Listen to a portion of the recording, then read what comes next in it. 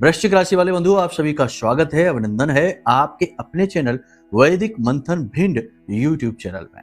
तो वृश्चिक राशि वालों, ये वीडियो आपके लिए रामबाण औषधि के समान है, इसे जरूर देखना। बंधुओं, एक बात तो निश्चित है कि जो भी व्यक्ति आज इस कार्यक्रम में बताई गई बातों को पूरी तरीके से समझ जाएगा, उन्हें अपने जीवन में उतार लेगा, उस व्यक्ति के जीवन में दरिद्रता हमेशा के लिए समाप्त हो जाएगी। पितरों का आशीर्वाद, उसके आराध्य देवता का आशीर्वाद उसे प्राप्त होगा, क्योंकि आज के इस कार्यक्रम में एक ऐसी विचित्र प्रश्नोत्तरी चलेगी, समस्याओं का ऐसा गूढ़ समाधान आपको दिया जाएगा जो अब तक आपने कभी ना तो सुना है और ना ही आपको किसी ने बताया है। इन बातों को जिसने भी जीवन में उतार लिया, उसके जीवन में 101% गारंटी के साथ समस्याओं के समाधान हुए हैं और उसके कर्म कटकर उसके जीवन में शुभ घटनाओं का आगमन हुआ है। कह सकते हैं कि सौभाग्य के दरवाजे खुले हैं। अब हम जानते हैं कि आप ऐसी बातों को पहले भी कई बार सुन चुके हैं, जिसमें वादे बड़े बड़े किए गए, लेकिन उनके प्रतिफल, उनके निष्कर्ष ना के बराबर ही मिले हैं। इस वजह से ये बातें सुनकर आपको कोई खास आश्चर्य नहीं होता, उत्सुकता मन में नहीं जागती। लेकिन हम आपको यकीन दिलाते हैं कि आज इस कार्यक्रम में जो भी बातें हम आपको बता रहे हैं, उनमें बहुत सारी बातें तो पूरी तरीके से शास्त्र की गहराइयों से निकाली गई हैं। कई पुराणों के बारे में विस्तृत वर्णन करने के साथ साथ हम आपको समझाएंगे भी कि ये कैसे कार्य करती हैं चीजें, और सबसे बड़ी बात कि महामाई की दिव्य अनुभूतियों पर आधारित हैं। जब हम ध्यान में बैठते हैं साधना के समय और काल में, उस समय महामाई हमारे मन में कुछ न कुछ विचार अवश्य डालती है। वो विचार उस सूक्ष्म जगत से आए हुए होते हैं, गुरुओं के द्वारा दिए गए होते हैं, और उन विचारों को महामाई की कृपा, उनका आशीर्वाद समझकर हम ग्रहण करते हैं, और फिर उन्हीं विचारों के आधार पर, उसी जानकारी के आधार पर हम आपको चीजें बताते हैं। अगर आप इन चीजों को पूरे भाव के साथ समझें, देखो भाव अत्यंत आवश्यक है, क्योंकि हम जिस चीज के बारे में बात कर रहे हैं, यानी जीवन के संकट और इनके निदान, ये भौतिक जगत की क्रियाओं से तो संभव ही नहीं है, क्योंकि भौतिक जगत तो बनाई है पीड़ाएं प्राप्त करने के लिए। अगर इस भौतिक जगत में आपको सुख प्राप्त करना है, तो आपकी आध्यात्मिक उन्नति होना अत्यंत अनिवार्य है। यदि आप चीजों में ही उलझे रह जाएंगे, तो आप ऐसे कुचक्र में फंसेंगे कि आप कभी सुखी नहीं हो सकते। चाहे लाखों करोड़ों की दौलत ही क्यों ना आपके जीवन में आ जाए, हर एक चीज आपके जीवन में आ जाए, तब भी आपके दुख के कारण आपके पास चिपके ही रहेंगे, वो आपसे दूर कभी नहीं होंगे। आध्यात्मिक उन्नति हासिल करते ही हर स्थिति में सुखी रहने का सीक्रेट पता चल जाता है। तो कहने का मतलब यह है कि इस माया की उलझनों से बाहर निकलने का मार्ग माया में ही मौजूद है। जरूरत है तो सही ज्ञान और अपनी आत्मिक उत्थान और गुरु का सही साथ मिल जाने की। जब इतनी चीजें एक साथ मिलती हैं, तो जातक स्वतः ही प्रसन्न रहने लगता है, आनंद की स्थिति में जाता है। याद रखना कि सुख का विपरीत दुख है, खुशी का विपरीत दुखी होना है, लेकिन आनंद का कुछ भी विपरीत नहीं है। आनंद अपने आप में पूर्ण है, तो आनंद की स्थिति उत्पन्न होती है। तो आज के इस कार्यक्रम को देखकर वही सारी चीजें, अनुभूतियां आपको हासिल होंगी, हमारे जीवन का अनुभव आपको प्राप्त होगा, और कुछ सटीक उपाय और क्रियाएं आपको मिलेंगी जो पितृपक्ष समाप्त होने से पहले पहले आपके जीवन में पॉजिटिविटी लाने की गारंटी है। उम्मीद करते हैं सारी बातें आप समझ रहे हैं। 5 बड़ी भविष्यवाणियां भी बताएंगे, समय और काल में कहां शक्ति छुपी है जिसका आप उपयोग कर सकते हैं, ये भी आपको समझाएंगे। सारी बातें बेहद महत्वपूर्ण हैं, बस अंत तक बने रहना, ये आपकी ड्यूटी है। हमारी ड्यूटी है, हम आपको श्रेष्ठतम देंगे, आपकी ड्यूटी है आपको उसे ले लेना है। कॉपी पेन लेकर बैठना, कुछ जगह पर आपको चीजें नोट भी करनी पड़ सकती हैं। सारी बातें आपने समझ ली हैं। अब चलिए महामाई को याद करते हैं, उनका अभिवादन करते हैं। कमेंट बॉक्स में पूरे भक्ति भाव के साथ लिख डालिए, जय मां भद्रकाली कृपा करो। महामाई निश्चित तौर पर आपके ऊपर कृपा कर ही चुकी हैं, तभी ये कार्यक्रम एक संकेत के रूप में आपके जीवन में आया है कि इसे ग्रहण कर लो, इसे मिस नहीं करना। भाव यदि माई के लिए और गहरा है, तो कमेंट में ये भी लिखिए कि मैं भी माई के परिवार का हिस्सा हूं। बंधु, हम आपको एक बार फिर से बता दें कि 22 सितंबर से नवरात्रि प्रारंभ हो रही हैं। विशेष नवरात्रि है, इसमें विशेष अनुष्ठान किए जाएंगे। 9 दिनों तक लगातार महाअनुष्ठान किया जाएगा। भीषण से भीषण, विषम से विषम परिस्थिति से बाहर निकालने की शक्ति नव देवियों के पास है, इसीलिए नव देवी की शरण में जाने से बेहतर कुछ भी नहीं है। तो आपको यदि इस महानुष्ठान में भाग लेना है तो संपूर्ण जानकारी आपको वीडियो में दिए गए नंबरों से प्राप्त हो जाएगी। और ये बताने का उद्देश्य हमारा ये नहीं कि आप शामिल हों, ये मजबूरी है, नहीं। आप नहीं भी शामिल होंगे तब भी हम अपना कर्म करेंगे, क्योंकि हमारा तो उद्देश्य यही है, माई की सेवा करना, साधना के बल को बढ़ाना और माई के पवित्र चरणों में विलीन हो जाना, इस मृत्यु और जीवन के कुचक्र से बाहर निकल जाना। तो बस हम तो करेंगे ही, आपको भी यदि कुछ लाभ लेना है, कुछ परसेंटेज आपको भी चाहिए, तो आप भी आ जाइए, स्वागत करते हैं आपका। ठीक है, चलिए बंधुओं, अब कार्यक्रम में आगे बढ़ते हैं। कहते हैं 5 बड़ी भविष्यवाणियों की चर्चा। जय माई की। बंधुओं, ज्योतिष और तंत्र विद्या के क्षेत्र में आचार्य अमित एक जाना माना नाम है। पूज्य गुरुदेव के साधनाओं और ज्योतिष विद्या के अनुभव बेहद दिव्य है। जी हाँ, पूज्य गुरुदेव ने जिसकी भी कुंडली का विश्लेषण किया और कुंडली के अनुसार उसे सटीक उपाय व महामाई माँ बगलामुखी की विशेष कृपा दी, उसके जीवन में सकारात्मक बदलाव तो आए ही है। फिर चाहे समस्या कितनी ही कठिन क्यों ना हो, समाधान तो अवश्य हुआ है। अब ऐसे में यदि आप भी अपने जीवन की किसी बड़ी समस्या से जूझ रहे हैं, जैसे कि कर्जा बढ़ता ही जा रहा है, काम धंधा और व्यापार सब रुक चुका है, रिश्ते नातों में तनाव हद से ज्यादा बढ़ गया है, पूरा जीवन ही नकारात्मकताओं से भर गया है, तो ऐसे में यही सही समय है जब आप श्रेष्ठ गुरु से मार्गदर्शन प्राप्त करें और जीवन के अंधकार को समाप्त कर दिव्य प्रकाश की ओर कदम बढ़ाएं। वीडियो में दिए गए नंबरों पर तुरंत संपर्क करिए और अपनी कुंडली का विश्लेषण व समाधान पूज्य गुरुदेव के द्वारा करवा लीजिए। देर ना करें, आपके देवी देवताओं के आशीर्वाद से ये मौका खुद चलकर आपके पास आया है, इसे गंवाना नहीं है। अभी फोन करें और गुरुदेव से मार्गदर्शन प्राप्त करें। महामाई आपका कल्याण करें। धन्यवाद। सबसे पहले आपको हम बता दें कि चंद्रमा अच्छी स्थिति में गोचर कर रहे हैं आपके चार्ट में। इस अच्छी स्थिति का पहले तो उच्च की राशि में, फिर मित्र राशि में गोचर है और उसके बाद स्वराशि में गोचर है। यानी आने वाला समय और काल 5 से 7 दिनों का बहुत अच्छा है। मन आपका मजबूत रहेगा, निर्णय लेने की क्षमता आपकी बढ़ेगी। सूर्य देवता का भी गोचर बहुत पॉजिटिव होने जा रहा है। केतु से सूर्य देवता का रिश्ता जो है ना वो समाप्त होने जा रहा है, संबंध समाप्त होने जा रहा है। तो ये कहीं ना कहीं पॉजिटिव स्थिति आपके जीवन काल में, आपके चार्ट में बनने जा रही है। आपको इसका लाभ मिलेगा। 3-4 तरीके से इसके लाभ आपको समझ में आएंगे। पहला कि मानसिक तौर पर आप मजबूत महसूस करेंगे, निर्णय लेने की क्षमता तो बेहतर होगी ही, भले बुरे का सही ज्ञान होगा आपको और अपने और परायों का भी सही ज्ञान आप हासिल कर पाएंगे। जो भी आपको पीड़ाएं पहुंचाने की सोच रहे हैं, यानी कि आपकी पीठ के पीछे बुराई करते हैं, आपका अहित करना चाहते हैं, आपके छिपे हुए शत्रु हैं, वे पूर्ण रूप से निष्फल हो जाएंगे। और सबसे बड़ी बात यह है कि आपके जीवन में धन का आगमन होगा, अपॉर्चुनिटी, मौके अवसरों का आगमन होगा। यदि आप जॉब बदलना चाहते हैं तो ये समय बहुत अच्छा है। आपको नई जॉब के ऑफर मिलेंगे, विशेष ऑफर मिलेंगे। आप चाहें तो इस समय और काल का पूर्ण उपयोग कर सकते हैं, अपनी जॉब बदल सकते हैं, नए बिजनेस की शुरुआत कर सकते हैं। समय अच्छा है। फिर भी हम आपको ये कहेंगे कि किसी भी नए काम की शुरुआत अभी आप ना करें। पितृपक्ष चल रहा है तो ज्यादा बेहतर है रोक कर रखें। 22 तारीख से नवरात्रि प्रारंभ होंगे, उस समय पर आप करेंगे तो सर्वश्रेष्ठ फल प्राप्त होंगे। फिलहाल जीवन शैली में बदलाव में कोई समस्या नहीं, वो आप कर सकते हैं। लेकिन इससे पहले भी हम आपको एक सलाह दे दें कि जीवन में कोई भी बड़ा बदलाव करने से पहले, जैसे नौकरी बदलना चाहते हैं, कार्यस्थल पर परिवर्तन करना चाहते हैं, कुछ भी करना चाहते हैं, तो अपनी कुंडली अवश्य दिखाएं। क्योंकि जो हम भविष्यवाणियां बता रहे हैं वे तो सामान्य भविष्यवाणियां हैं, राशिगत हैं। राशिगत भविष्यवाणियां कभी कभी बनती हैं, कभी कभी नहीं भी फिट होती हैं, क्योंकि एक ही राशि के लाखों करोड़ों लोग हैं। लेकिन आप अपनी कुंडली दिखाएंगे तो आपके खुद के जीवन में चल क्या रहा है, कौन से ग्रहों से पीड़ाएं आ रही हैं। कभी केवल एक ग्रह मात्र ही जीवन में कष्ट का कारक बन जाता है और जब तक उस कष्ट को आजीवन भोगता रहता है, 45, 50, 60 साल की उम्र में जाकर उसे होश आता है, तब कुंडली दिखाता है तो पता लगता है कि अरे भाई, तुम्हारी कुंडली में तो मंगल बद के होकर बैठे हैं, नवम भाव में बैठे हैं, ये तो आपके भाग्य उदय के बाधक हैं। ये कर्जा आपको मुक्त होने ही नहीं देंगे। जब भी आप कोई काम करने चलेंगे पहले कर्जा बढ़ा देंगे और कर्जे से आपको मुक्त होने नहीं देंगे। या फिर मांगलिक योग बना बैठा है और मांगलिक योग की वजह से एक तो आर्थिक स्थिति खराब चल रही है, ऊपर से जीवन साथी के साथ लगातार टकराव की स्थिति में। मतलब कहने का यह है कि केवल एक ग्रह दोष की वजह से जीवन ही खराब हो जाता है।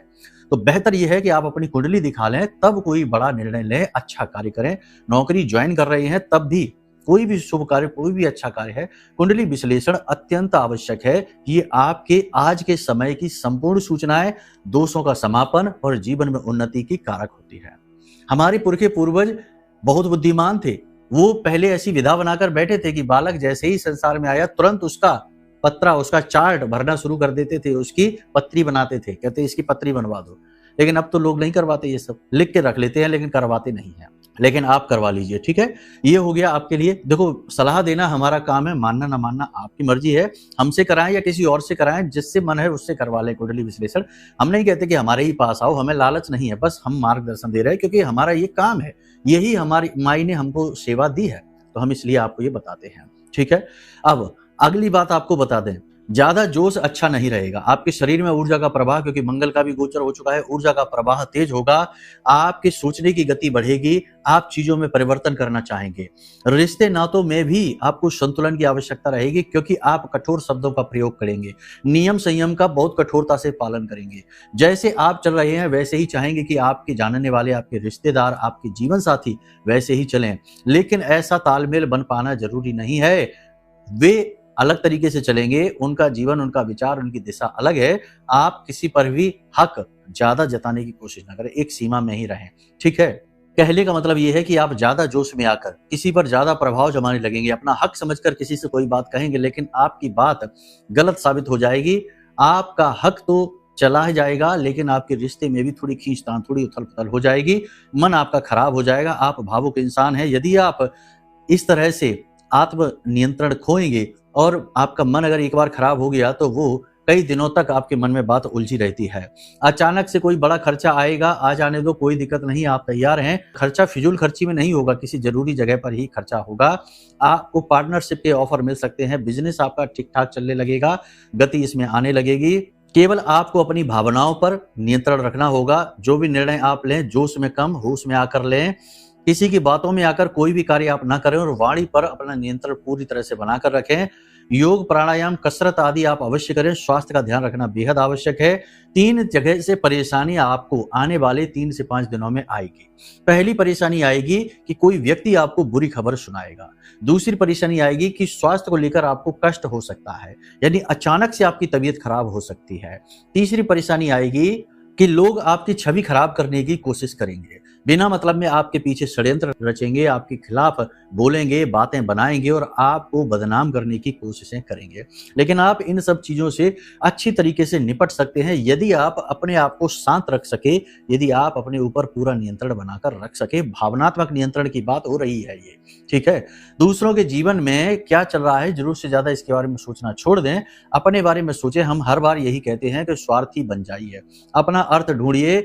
आपकी अपनी जीवन यात्रा है, आपके साथ भले ही आपके रिश्तेदार हो, आपके प्रेमी हो, आपके मित्र हो, पूरा भरा पूरा समाज हो, लेकिन सब अपनी स्वतंत्र यात्रा में लगे हुए हैं। सबके अपने सुख हैं, सबके अपने दुख हैं। आपके साथ केवल उनका एक सहयोग मात्र का रिश्ता है। जरूरत से ज्यादा किसी दूसरे के जीवन में दखलंदाजी आपके दुख का कारण बनेगी। जोश में लिया गया निर्णय गलत साबित होगा। भावनात्मक तौर पर कमजोरी यदि आप दिखाएंगे, किसी के सामने जरूरत से ज्यादा बोलेंगे, किसी को वो बातें भी बता देंगे जो जरूरी नहीं है, तो आपके दुख का कारण बनेंगे। अब सबसे महत्वपूर्ण बात है, इसे ध्यान से सुनिए। अपने आसपास के लोगों पर अंधविश्वास न करिए, विश्वास ही न करिए, केवल अपने ऊपर विश्वास करिए। बहुत सोच समझकर लोगों के साथ बात करिए, बहुत सोच समझकर बोलिए, खास तौर से कार्य स्थल पर। दूसरा ये कि जो आपका वफादार है, जो आपका सहयोगी दिखाई दे रहा है, वही कुछ समय के बाद आपके साथ धोखा करने जा रहा है, तो थोड़ा उसके ऊपर नजर रखिए। आपके व्यापार में, आपके बिजनेस में आपका पार्टनर है, आपका कोई बहुत वफादार एम्प्लॉय है, या कोई भी व्यक्ति है आपके रिश्ते में, आपका भाई ही क्यों ना हो, तब भी उसके ऊपर अपनी नजर रखिए। एक आंख अपनी खुली रखिए, देखिए कहीं ऐसा ना हो कि अंदर ही अंदर वो कुछ ऐसा आपके लिए प्लान कर रहा हो कि अचानक से आप ऐसी चीजें देखें जिन्हें आप सह ही ना पाए। जी हाँ, पहले भी आपके साथ ऐसी स्थितियां बनी हैं, फिर से बन सकती हैं, तो थोड़ा सा अलर्ट रहने की आवश्यकता है। कहने का मतलब यह है कि भावनात्मक तौर पर आंख बंद करके ना बैठिए, आंखें खोलकर बैठिए, प्रैक्टिकल जीवन जिए, ठीक है। ये तो आपके जीवन की भविष्यवाणियों के बारे में हमने आपको बता दिया। अब हम आपको बताने जा रहे हैं कुछ विशेष सूत्र। देखो, हमारे पुरखे पूर्वजों ने, या यूं कहें कि हमारे ऋषि मुनियों ने हमारे जीवन काल को, पूरे वर्ष भर को विशेष समय और काल में गढ़ा है। यानी कि एक निश्चित समय के बाद नवरात्रि आती हैं, फिर शिवरात्रि है, कहीं कुछ ऐसे करके चलते रहते हैं। ऐसे ही पितृपक्ष का जो समय है, पितृपक्ष का समय क्या है? पितृपक्ष का समय है प्रायश्चित का समय। जी हाँ, ये अंत का समय है, यानी ये मृत्यु का काल होता है। इसीलिए किसी मांगलिक कार्य को, यानी जिसमें मुहूर्त की आवश्यकता होती है, ऐसे किसी भी कार्य को इस समय और काल पर नहीं किया जाता है। क्योंकि वह फलित ही नहीं होगा, क्योंकि ये अंत का समय है। ठीक है, तो ये प्रायश्चित का समय है। प्रायश्चित कैसा? हम जब अपने पितरों को पिंडदान, तर्पण आदि क्रियाएं करते हैं तो असल में हम उनके प्रति प्रायश्चित ही तो कर रहे हैं कि हमसे कहीं कोई भूल चूक हो गई हो तो आप उसे क्षमा करें, पूजा आदि करते हैं। ठीक है, समझ पा रहे हैं आप हमारी बात को? याद रखना, ये बातें आपको कोई बताएगा नहीं, हम बता रहे हैं आपको, जो वो बहुत ठोस प्रामाणिक बातें हैं। अब आपको क्या करना है? पहले तो देखो अपने भाव को, जो भी समय काल पितृपक्ष का गुजर गया उसे जाने दो। अब जो है उसमें आपको प्रतिदिन सुबह जब आप सोकर जागें तो अपने जीवन के लिए, अपने आसपास के परिवेश के लिए, जो भी कुछ आपको अपने पितृ पूर्वजों से मिला, ज्ञान, बुद्धि, बल, जो भी कुछ मिला, उस सब के लिए अपने पितरों को धन्यवाद अवश्य दें।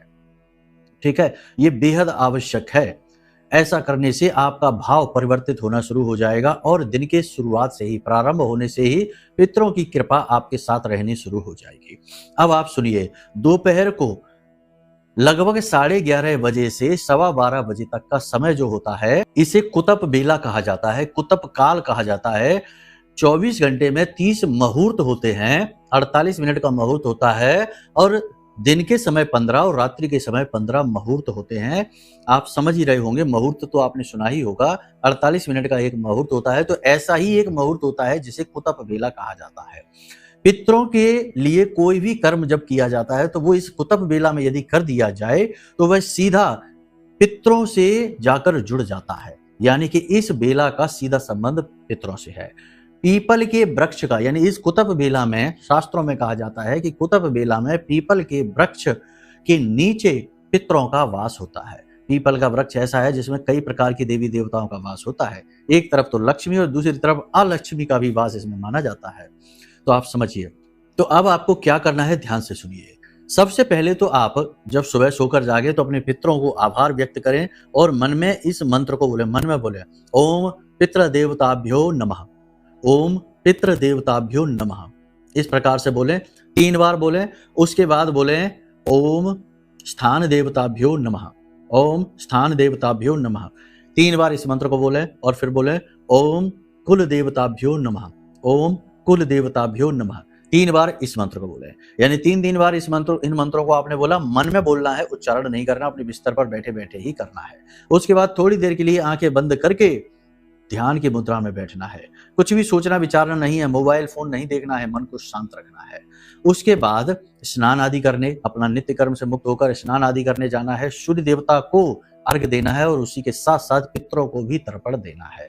पितरों को तर्पण देने के लिए क्या करना है, कोई भी लोटा ले लीजिए एक, और उस लोटे में स्वच्छ जल डालिए, थोड़ा सा गंगा जल डालिए, थोड़े से चावल डालिए, थोड़े से काले तिल डालिए, थोड़ा सा कच्चा दूध डालिए, यदि हो सकता है तो कच्चा दूध डालिए, और एक सफेद पुष्प यदि मिल जाता है तो डाल दीजिए, ना मिले कोई बात नहीं, थोड़ा सा मीठे के लिए गुड़ डाल दीजिए। अब आपको दक्षिण की ओर मुख करके अपने पितरों को जल देना है। पितरों को जल देते समय ओम सर्व पितृ देवताभ्यो नमः, ओम सर्व पितृ देवताभ्यो नमः, ओम सर्व पितृ देवताभ्यो नमः, सभी पितरों को नमः, ये क्रिया करनी है। ये बेहद आवश्यक है, जल से ही पितरों का बल बढ़ता है, तो आपको ये क्रिया करनी है। अब रामबाण उपाय आ गया, इसे आप ध्यान से समझिए। ये 2 क्रियाएं तो करनी ही है, तीसरी क्रिया और करनी है, यह अत्यंत आवश्यक है। जो कुतप काल हमने कहा, उसी कुतप काल में आपको ये क्रिया करनी है। सबसे पहले देखो पंचबलिदान। पंचबलिदान क्या होता है? 5 जीवों को भोजन कराना पितृकाल में पंचबलिदान कहा जाता है। शास्त्रों में शिव पुराण ले लो, चाहे गरुड़ पुराण ले लो, इसका बेहद महत्व है। जो पंचबलिदान करता है उसके पितृ चाहे किसी भी स्थिति में हो, चाहे उनका बंधन कर दिया गया हो, चाहे पितरों का दोष लगा हो, सब कुछ समाप्त हो जाता है। तो पंचबलिदान क्या है, ध्यान से समझिए, फिर इसे कैसे करना है ये बताते हैं, ध्यान से समझिए। पंचबलिदान में गाय, कुत्ता, कौआ, चींटी यानी कीट पतंगे होते हैं, और ब्राह्मण, इन 5 जीवों को भोजन कराना होता है। तो ब्राह्मण के लिए तो आप सीधा निकाल दीजिए, यानी एक प्लेट लीजिए, उसमें थोड़ा सा अन्न, आटा वगैरह निकाल दीजिए, एक सिक्का रख दीजिए 5 या 10 रुपए का, ब्राह्मण के लिए हो गया। ये प्रतिदिन का नियम है और आपको कुतप काल में ही ये करना है, यानी कि 11:30 से 12:15 बजे के बीच में। ये निकाल दिया आपने, ब्राह्मण के लिए ये सीधा जाएगा। अब गाय के लिए रोटी निकाल दीजिए, गाय मिले या ना मिले, रोटी निकाल दीजिए। कुत्ते के लिए रोटी निकाल दीजिए। चींटियों के लिए कौवे के लिए रह गया तो कौवे के लिए भी एक छोटी सी रोटी निकाल कर और घर की छत पर आप रख दीजिए, ठीक है। अब चींटियों के लिए, तो चींटियों के लिए आपको क्या करना है कि थोड़ी सी आटा और उसमें थोड़ी सी चीनी मिला देनी है, आटे को भून लेना है, इसे पंजीरी कहते हैं। इस आटे को आपको एक नारियल लेना है, उसको खोल लेना है ऊपर से, वो उसके अंदर भरकर और इसे ले जाकर पीपल के वृक्ष के नीचे थोड़ा सा गड्ढा खोदें और उसमें दबा दें और नारियल का मुख खोल दें। इससे चींटियां भोजन करेंगी। ये प्रतिदिन की जाने वाली क्रिया है। जी हाँ, आप सोचेंगे कि रोज इतनी मेहनत कैसे करेंगे? आपको रोज ये मेहनत करनी ही होगी। सौभाग्य ऐसे नहीं प्राप्त होता, याद रखना। अगर सिर्फ मेहनत करने से, दिमाग लगाने से, पैसा लगाने से जीवन में सुख समृद्धि आती तो अब तक आपके जीवन में आ गई होती। आपने ये सब खूब लगाया है।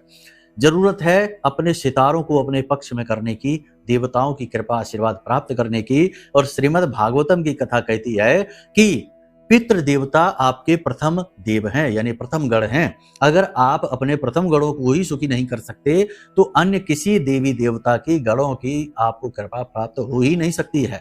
तो आपको पितरों को प्रसन्न करने का यह सुनहरा मौका मिल रहा है, आप ये करिए। वहीं पीपल के वृक्ष के नीचे आप सरसों के तेल का एक दीपक जलाइए और वहीं पर पीपल की पेड़ की जड़ में आप जल समर्पित करिए। साधारण जल बिल्कुल समर्पित कर दीजिए और थोड़ी देर के लिए वहीं बैठकर 10 से 15 मिनट के लिए वहीं पर बैठकर पितृ गायत्री मंत्र का उच्चारण कर लीजिए।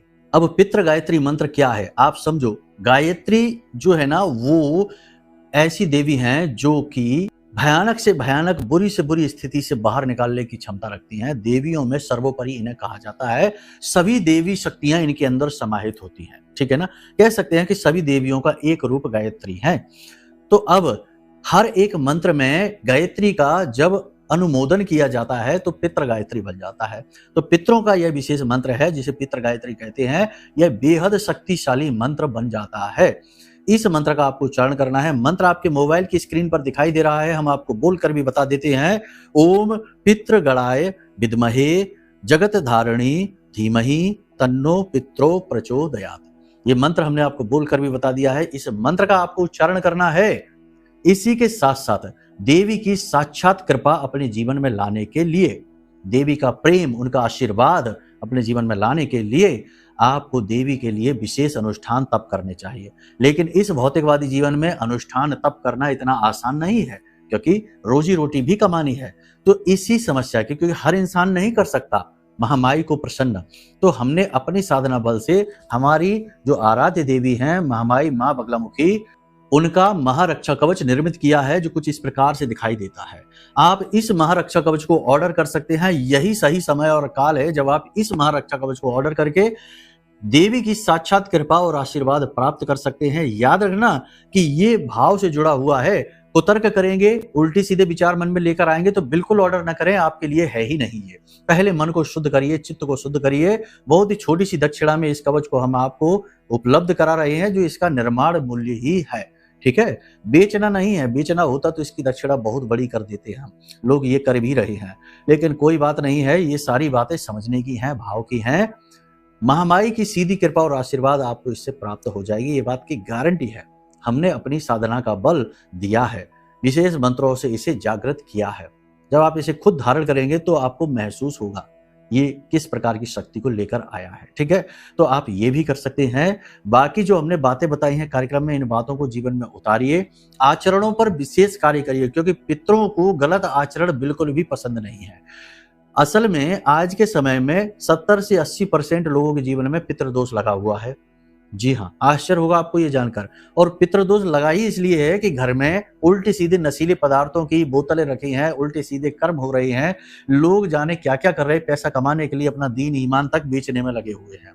पूजा पाठ आराधना भी लोग इसीलिए कर रहे हैं कि भगवान से भी मांगने में लगे हुए हैं। यानी हर जगह से केवल और केवल लालच झलक रहा है। लोगों की वासनाएं, इच्छाएं इतनी बढ़ गई हैं कि ना रिश्तों का महत्व है, ना चीजों का महत्व है, यहाँ तक कि भगवान का भी कोई महत्व नहीं है। अगर भगवान कुछ दे नहीं पाते हैं तो लोग भगवान को भी उल्टा सीधा कहने लगते हैं, पूजा पाठ बंद कर देते, कह देते हमें तो कुछ मिला नहीं, छोड़ो, कोई मतलब नहीं। तो आप समझिए कि ये कैसा युग है, भयंकर विनाशकारी नकारात्मक युग है ये।